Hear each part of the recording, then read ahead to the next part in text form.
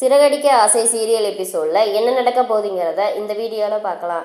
நம்ம சீதா வீட்டில் வந்து மீனா அருண் எல்லாமே இருக்காங்க. அப்போ வந்து ரொம்ப சந்தோஷமாக எல்லாரும் ஃபங்க்ஷன் முடிஞ்சு போகிறப்ப வந்து சீதாவோட மாமியார் வந்து சீதாவோட அம்மாவுக்கும் மீனா அவங்க தம்பி எல்லாத்துக்குமே ட்ரெஸ் எடுத்து வச்சு கொடுக்குறாங்க. இது எதுக்கு மாப்பிள்ள அப்படின்னு சொல்லி கேட்கும்போது, இல்லை இதுவும் எங்களோட ஒரு கடமை தானே அப்படின்னு சொல்லும்போது, சரி அப்படின்னு சொல்லிட்டு அதை வாங்கிக்கிறாங்க.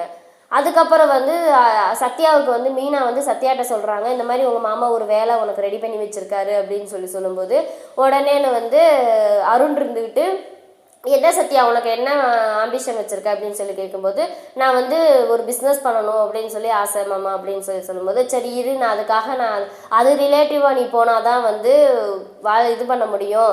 நீ வந்து ஏதோ டிகிரி முடிச்சிட்டோம் ஏதோ ஒரு வேலை கிடைக்கிதுன்னு போய் உட்காந்த அப்படின்னா அது ஒன்று வேஸ்ட்டாக போயிடும், உன் லைஃபே வேஸ்ட்டாக போயிடும். அதுக்காக நீ என்ன உனக்கு மனசில் நினச்சிருக்கியோ அந்த இதுக்கு வந்து நீ ரெடி பண்ணுறேன் அப்படின்னு சொல்லிட்டு சரின்னு சொல்லிட்டு அந்த இதுக்கு ஹெல்ப் பண்ணி சத்யாவுக்கு ஒரு வேலை வாங்கி கொடுத்துட்றாங்க. அது நினைக்க மீனாவுக்கு ரொம்ப சந்தோஷமாக இருக்குது.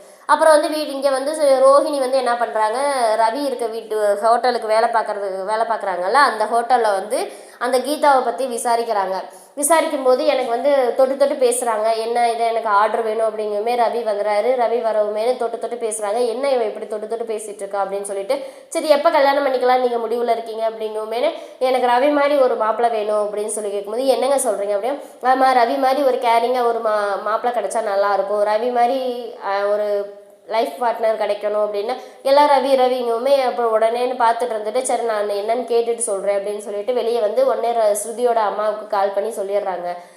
ஆமாம் ஆண்டி நீங்கள் சொன்ன மாதிரி அந்த பொண்ணு வந்து ரவி மேலே ஏதோ அஃபெக்ஷனாக தான் இருக்குது. ரவிக்கு ஆனால் அந்த மாதிரி இல்லை, ரவி நல்ல பையன்தான், ஆனால் வந்து இந்த பொண்ணு சரியில்லை அப்படின்னு சொல்லி கேட்கும்போது, நீங்கள் எதுவும் ஸ்ருதிகிட்ட சொல்லி வச்சுருங்க அப்படின்னு சொல்கிறேன். சரிம்மா அப்படின்னு சரின்னு சொல்லிட்டு ஸ்ருதிக்கு கால் பண்ணி கேட்டுட்ருக்காங்க. இங்கே வந்து மீனா வந்து வீட்டில் உட்காந்துருக்காங்க. அப்போ வந்து முத்து வந்து என்ன மீனா சாப்பிட்டியா அப்படின்னு சொல்லி கேட்கும்போது, நான் சாப்பிட்டேங்க அப்படின்னு சொல்லிட்டு பேசிகிட்டு இருக்காங்க.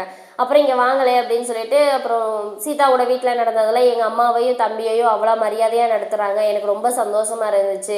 ஆனால் வந்து எங்கள் அம்மா இந்த வீட்டுக்கு வரும்போதெல்லாம் எனக்கு பயமாக இருக்கும், அசிங்கப்பட்டு தான் போகிறாங்க அப்படின்னு சொல்லுவோமே. ஆமாம் மீனா, எனக்கு இந்த வீட்டுக்கு வந்து அத்தை வந்தப்போ ஒரு மரியாதையும் கிடைக்கல அப்படின்னு சொல்லி கேட்கும்போது, அதெல்லாம் விடுங்க, உலகமே உனக்கும் அந்த மரியாதை கிடைக்கவே மாட்டேங்குதுல்ல அப்படியாச்சு, அதெல்லாம் எதுவுமே இது பண்ணலைங்க, நீங்கள் என் மேலே பாசமாக இருக்கீங்களா, எனக்கு அதுவே போதும். உலகமே ஒருத்தவங்க மேலே பாசம் வச்சு புருஷை வெறுத்தாதான் அந்த பொண்ணுக்கு நரகம்.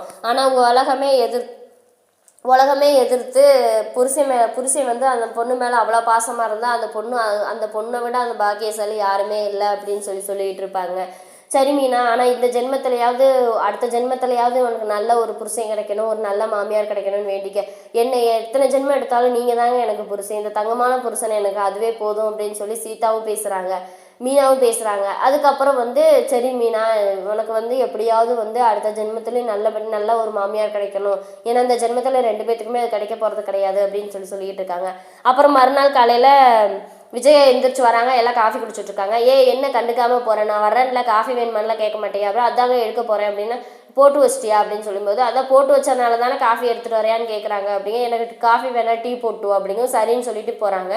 உடனே முத்து இருந்துக்கிட்டு கம்மின்னு அந்த காஃபியவே எடுத்துகிட்டு வா அப்படின்னு சொல்லும்போது, ஏங்க அப்படின்னு சொல்லி கேட்கும்போது, நீ எடுத்துகிட்டு வா அப்படின்னு சொல்கிறாங்க. எடுத்துகிட்டு வந்து கொடுக்கும், அந்த காஃபியை வாங்கி குடிங்க அப்படி. ஏன் எனக்கு பிடிச்சது குடிக்கிறது கூட இந்த வீட்டில் உரிமை இல்லையா அப்படின்னு விஜயா கேட்குமேனு, அப்படியெல்லாம் இல்லை, அதை முன்னாடியே நீங்கள் சொல்லியிருந்துருக்கணும்ல, இப்படி போட்டு வச்சதுக்கப்புறம் நீங்கள் இப்போ உங்கள் நினச்சி இது பண்ணிட்டு இருக்கக்கூடாது, என்ன அவளை வேலைக்காரி மாதிரி நடத்துறீங்களா, அவள் ஒன்றும் இந்த வீட்டு வேலைக்காரி இல்லையோ பொண்டாட்டி அப்படின்னு சொல்லும்போது, உடனே வந்து மீனாவுக்கு ரொம்ப சந்தோஷமாக இருந்துச்சு. இதுக்கப்புறம் என்ன நடக்க போகுதுங்கிறத வந்து அடுத்த வீடியோவில் பார்க்கலாம். இந்த வீடியோ பிடிச்சதை மறக்காமல் லைக் பண்ணுங்கள், சப்ஸ்கிரைப்